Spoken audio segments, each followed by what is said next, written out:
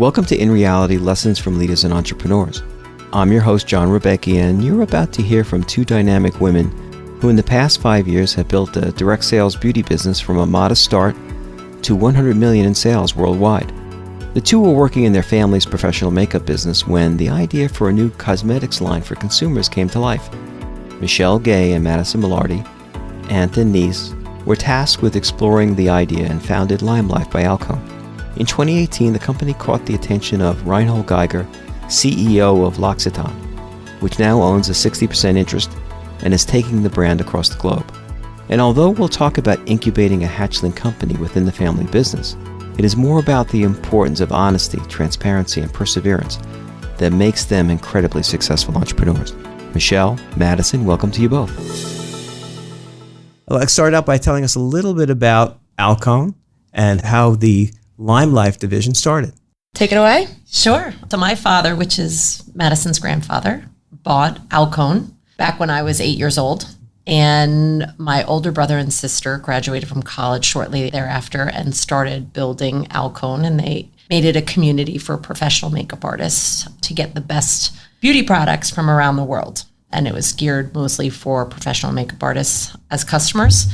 And so it was a very niche little place. A lot of the beauty editors called it sort of the little black book place, the secret hideaway for pros. You know, it became sort of this, mysterious place in Manhattan, and that helped build its popularity. So it had a mystique to it. Oh, absolutely. Absolutely. The company makes them or distributes the makeup, or how does that work? Primarily distributes. There are some dedicated lines that are Alcone branded, but we really do like to go out and find the best problem-solving cosmetics from around the world. Mm-hmm. What blends best, what stays the longest, what's got the best color range. And so a lot of times it's either we're finding it and bringing it to the pro community, or the pro community is requesting it. So the company, how long has it been around? So Alcone was founded in 1952 by Alvin Cohen, and then my family bought it in 1980. What was it that your father saw in the company that made it interesting for him to want to acquire the company? So we originally had a theatrical hardware company, which we still have. And that was really how my father started in business. And he started there, this is a cute story, he started there by just being a runner from Coney Island to this hardware company. So he would go to Coney Island and ask them, what kind of hardware do you need?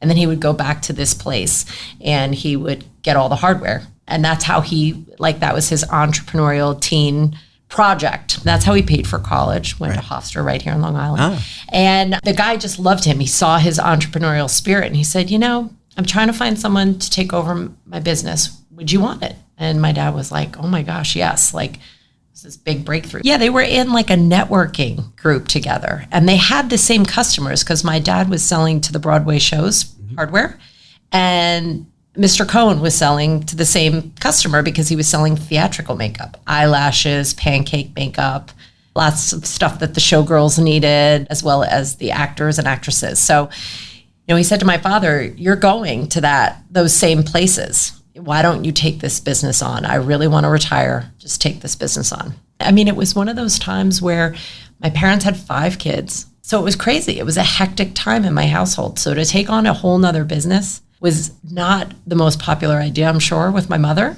But that's how my parents were. They raised us that, when opportunity knocks, you just take it and you talk about it as a family and you make it work. Okay, so let's roll forward to the genesis of LimeLife. During an earlier discussion, I believe you talked about makeup artists starting to look for discounts or commissions for referrals, and other people wanted to buy direct, which led you to consider a new business model. They weren't even looking for commissions. They were doing it out of the love of helping another emerging pro makeup artist or a client. And they were just doing it because it was the right thing to do. And we thought, you know what? We can't be takers in this situation. We've got to be able to give back in that way. How can we create a system that captures those sales, captures those relationships, and pays it back to the person who referred us? And also at the same time, as the industry grows, it gets competitive, and all these other brands that are similar to Alcone are offering these discounts. So it became very competitive in the sense that people wanted that discount, but they also wanted that credit for referring someone somewhere. Was there a time that the family got together and formalized a plan or process that led to you and Madison being assigned the task of creating a new business? That would have been a great way to do it. I would have less gray hair right now.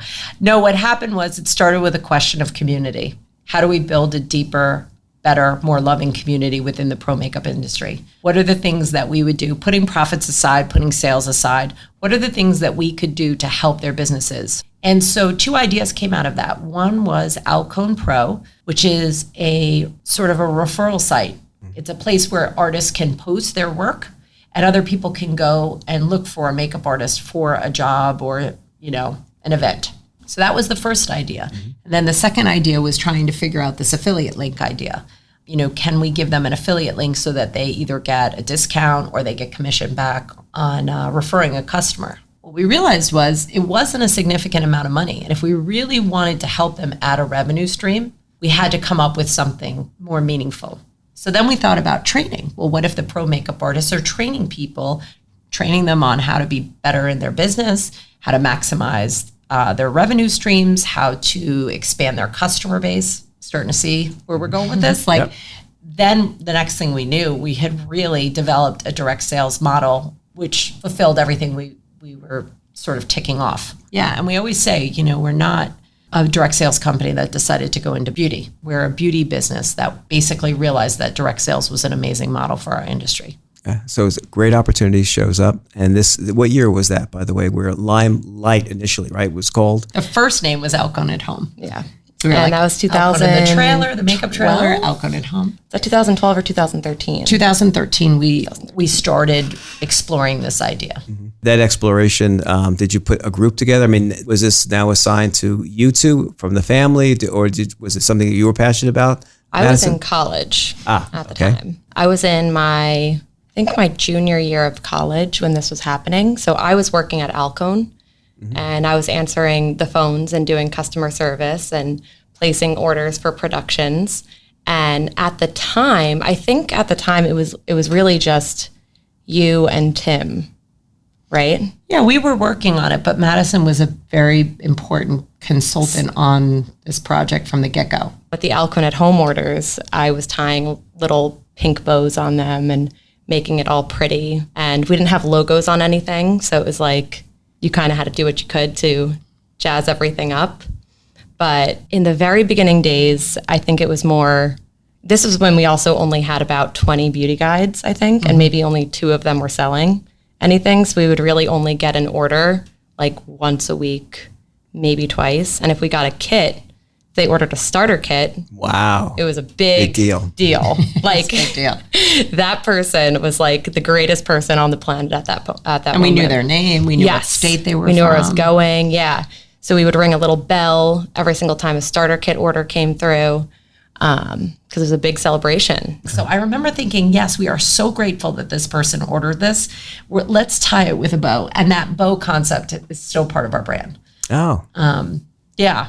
And the other thing is that Madison, at some point when she was about to graduate from college, she knew she wanted to work at Alcone. And so I asked her the question, Madison, do you want to work at Alcone or do you want to work at Alcone at Home? And without hesitation, she said Alcone at Home. And I thought that was amazing. I mean, she tried so hard to talk me out of it. Because it was like, at the time, we weren't sure if it was going to work. And I remember at the time, I wanted to be a beauty editor at Cosmo because that's where my internship was. And I was so sure I wanted to be a beauty editor because I liked writing and the beauty industry is really all I know from growing up in it. And I was like, no, this is going to be huge. Like there was no doubt in my mind that it was going to be huge. Yeah, but I love the story of how you were sweating the details. I mean, you actually put a bow on sending something out, right? Yeah. And you were so grateful that you got an order for something.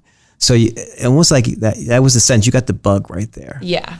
I just like the whole time, failure wasn't an option. Mm-hmm. I was like, yeah, we're not growing that quickly, but eventually, yeah, I think I needed time, that youthful innocence of course we can do this. Right. You know?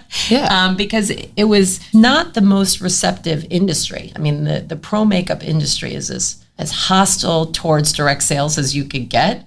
So it was, for me, a daily grind to try to help people see what I thought had a lot of potential. So for Madison, who had worked at Cosmo, could have easily gotten a job there after college, had her choice of running Alcone, which was a great business, to say Alcone at home, no, this is going to be huge. That was a big mental shift for me. And maybe that was a fresh perspective, right? Absolutely. I mean, sometimes when we talk to entrepreneurs, we find that they're almost grateful that they didn't read the playbook or would have scared them off. I can't speak from experience, but entrepreneurs probably sit there and think, well, I can't do this because we never had time to think about anything. But that's what a lot of the entrepreneurs tell us. They're inherent problem solvers. It's an obstacle, and they want to be deterred from, and they end up having resilience. It carries them through when they're problem solving in terms of whether it's growth, whether it's manufacturing, whatever that is, you figure out a way of getting it done. And we just had a keynote speaker at one of our conferences talking about having someone with you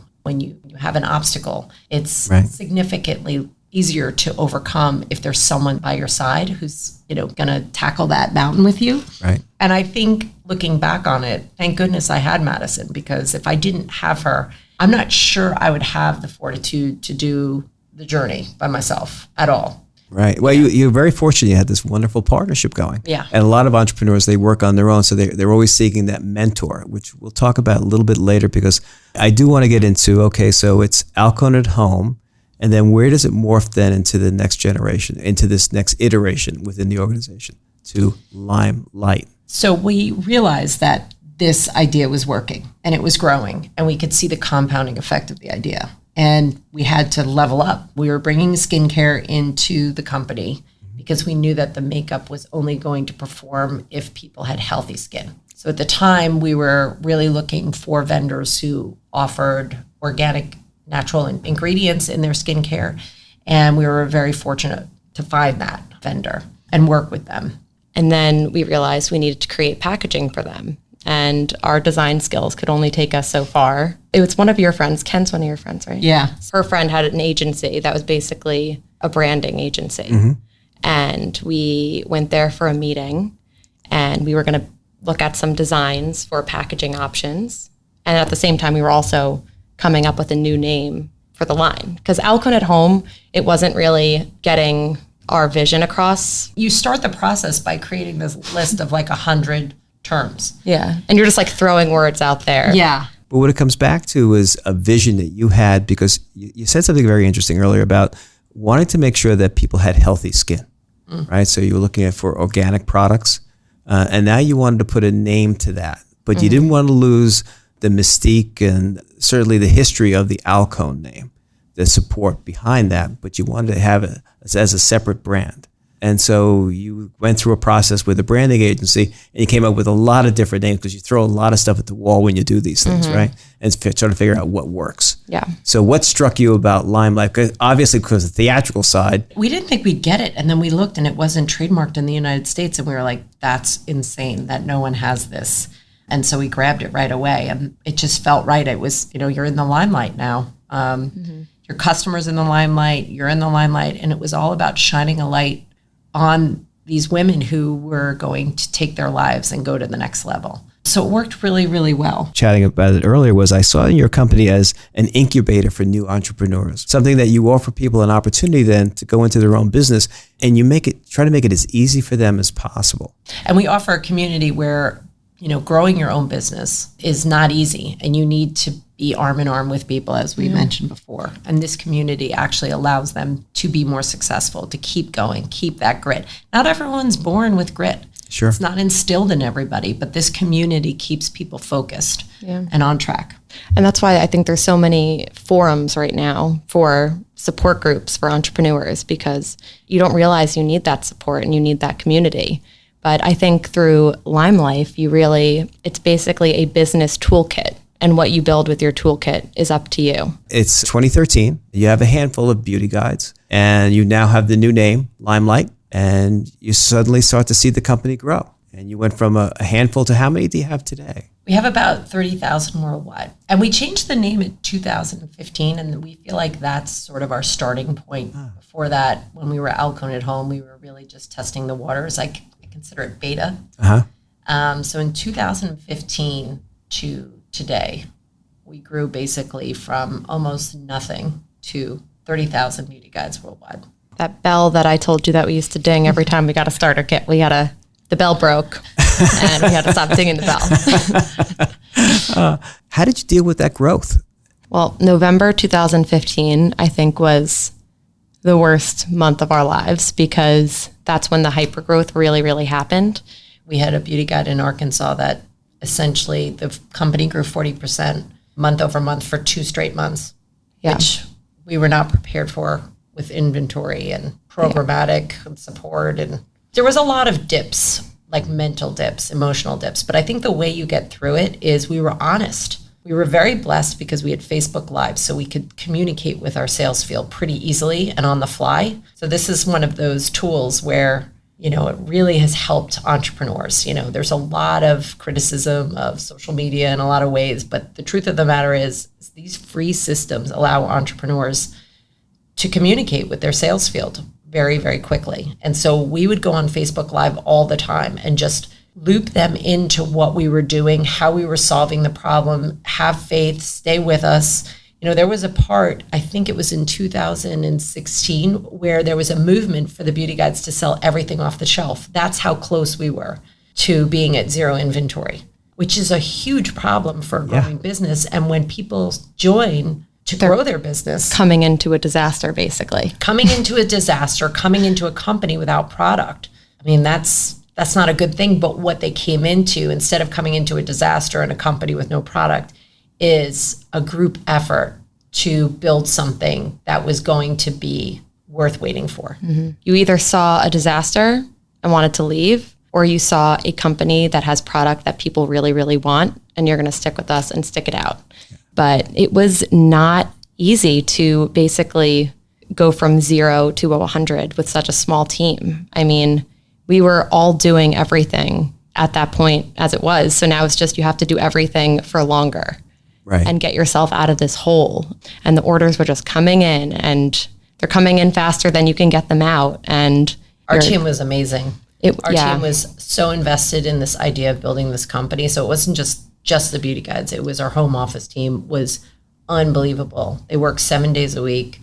Till midnight. Till midnight. Back in at 6 o'clock in the morning. And they did this all just because they believed they could be part of something really big. Yeah, they did not. They were making no money to do this, and they just truly believed in the vision. Yeah, that's a critical point for you and for any entrepreneur, is to be able to translate that vision and have other people then understand it, buy into it, and support it. You talked about a sense of community. So it's beyond just you're looking to, when you were looking outside, as an example, at the professional makeup market, and you wanted to create a community there, but you did that within the organization also. Create almost like an atmosphere where people felt your passion, right? And then really wanted to come to work and make this great. Exactly. And I think that was born out of my brother and my sister, what they built at Alcone. They built a sense of family, a sense of everybody wins here. You come, our arms are open, and we're going to do everything we can for the collective win. And that thread stayed right through the business into LimeLife, and it still exists to this day. In the home office, in every global office around the world, as well as in the sales field. You mentioned offices around. How many offices do you have worldwide now? Well, we're launching our 10th market today, Australia. So we have 9 offices worldwide, and the UK, actually 8 offices worldwide. The UK, Ireland, and Australia are all one office. But 10 so they're markets. working 2 time zones. That's exciting stuff. Now, as you were growing this meteoric growth, didn't you get noticed by another large company that's in the market? We did. L'Occitane. It was a crazy story. It's one of those things like people don't believe you, but I was sitting at my desk one day and my LinkedIn account went to my old Alcone at Home account. And I got an email through the LinkedIn saying, hey, Reinhold Geiger, the CEO of L'Occitane, really wants to meet you guys, and I'm going to come into New York, and I'd love to have a meeting with you. I thought it was a joke. I thought it was spam. At first, I had to look up Reinhold Geiger because I didn't know who he was. And as I looked, the first thing I saw was that he was a really avid skier, which immediately had me trusting him. I ski too. But you see how he was a self-made billionaire and how he took L'Occitane from a small business to a huge, the multi-billion-dollar brand that it is today. So, as you said, you weren't looking to sell the business. It was a solicitation that just happened one day. And what was it that he saw in your business that interested him? Authenticity. Yeah, he was vetting out a bunch of companies because he saw the potential of direct sales. But we always joked, if like a huge beauty brand reached out to us and said, we want to buy your company, what would we say? And when we were growing, people would ask us that, like our family members as a joke. And we'd be like, we would say no. We wouldn't even entertain it. Like, we're not going to give away something that we've worked so hard for just like that for You're going to play hard to get. Yeah, And no way. And we didn't want anyone to break it. We knew it was very family-based. We knew it was unique in its culture. And we didn't want it to become a cog in the wheel. Yeah. Or just get, part of like a big conglomerate of brands. And so when I saw that L'Occitane didn't have a lot of brands, which is unusual in the beauty industry, that was a big signal of, okay, this could be something very real here.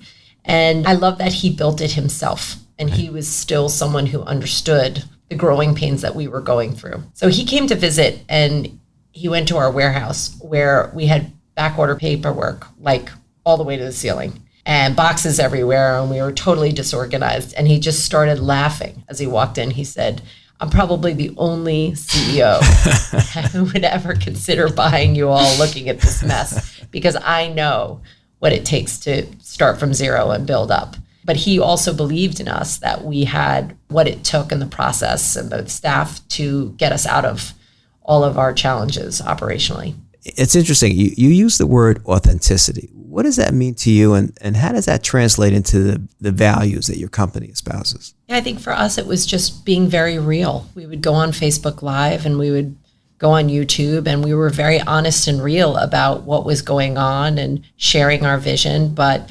apologizing for the challenges and the mistakes that we made, explaining our vision of how we were going to build a better brand, and just really showing everybody that we were, at the end of the day, women who were trying to build something great and bringing them along the process with us. That had to resonate with your beauty guides, because for the most part, they're women. They're looking to start their own business. So as long as you're honest and open and you own the situation of the problem, people will understand. They won't leave. Yeah. We've always been told that people appreciate our transparency with our sales field. And I think we've put ourselves on chopping blocks before when we know they're going to be upset about something, but they trust us enough that we know that we can tell them the truth and be honest with them with what's going on.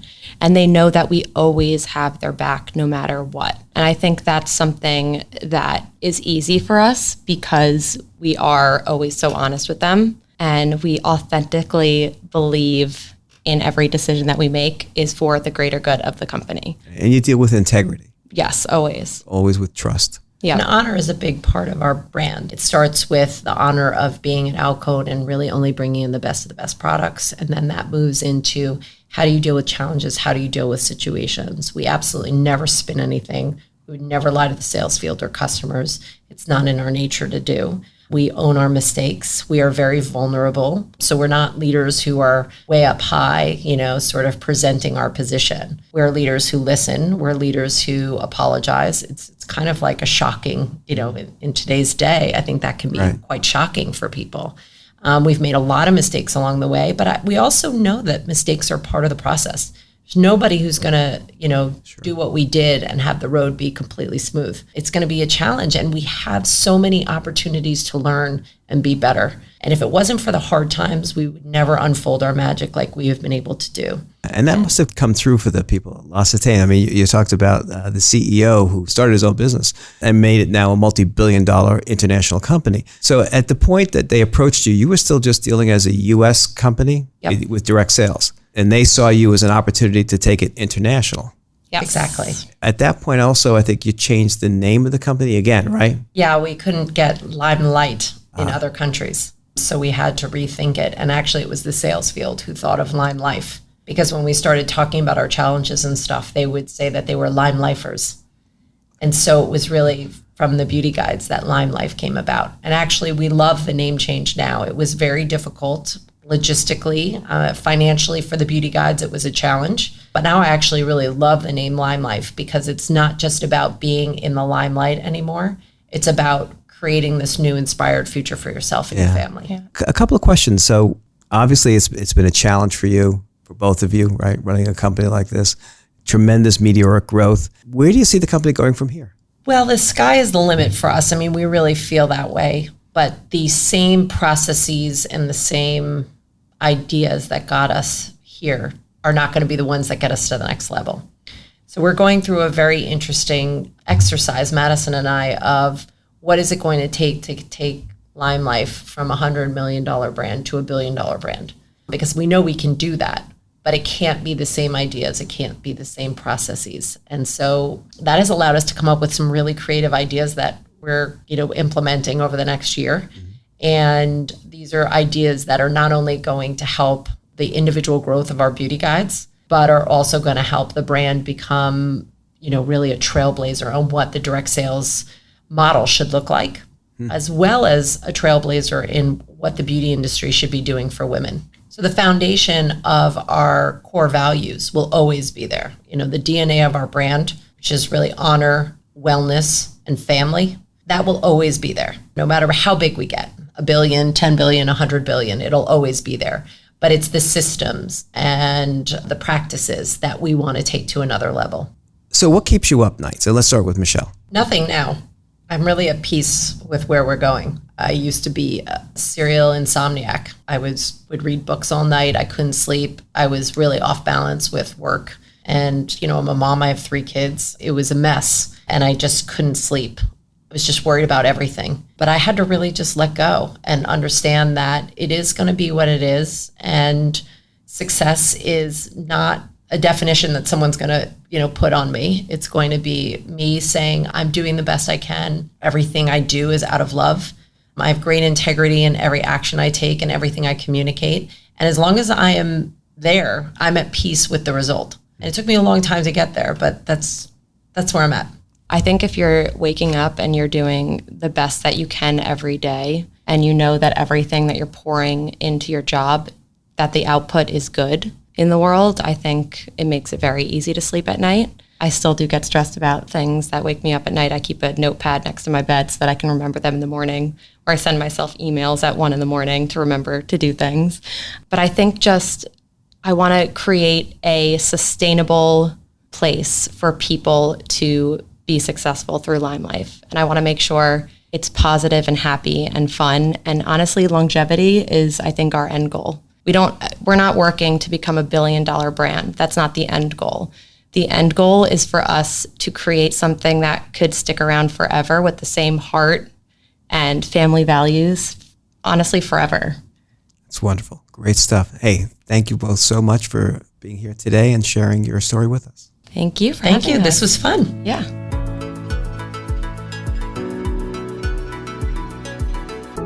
During our interview, Michele and Madison spoke about the importance of honesty and transparency when confronting issues and problems. Could you imagine yourself going on Facebook Live and talking about your business issues and discussing the hole you're digging out of in front of your stakeholders? It goes to the heart of trust and how transparency is essential to creating and building it. Then Michele used the word authenticity as a critical element of what the CEO of L'Occitane recognized in her and Madison.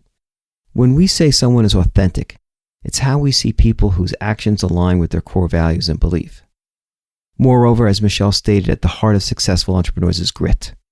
It is the sum of passion and perseverance that leads to achievement. As the author Angela Duckworth said, without it, talent may be nothing more than an unmet potential. We thank Michele and Madison for sharing those insights and for participating in this podcast series. Thank you so much. You are listening to In Reality, Lessons from Leaders and Entrepreneurs podcast hosted by me, John Rebecchi. This podcast is executive produced by John Rebecchi and New York Institute of Technology in conjunction with the School of Management and the Office of Strategic Communications and External Affairs. Our executive producer and social media strategist is Paulina Lamanier. Our audio editor is Johnny Rebecchi. The director of professional enrichment and producer of this podcast is Deborah Cohen. Our graphic team is Paula Geraldo and Julia Donahue. Special thanks to Karen Marie Belknap, Jacqueline Compton, and Petra Shandaraga. Until next time.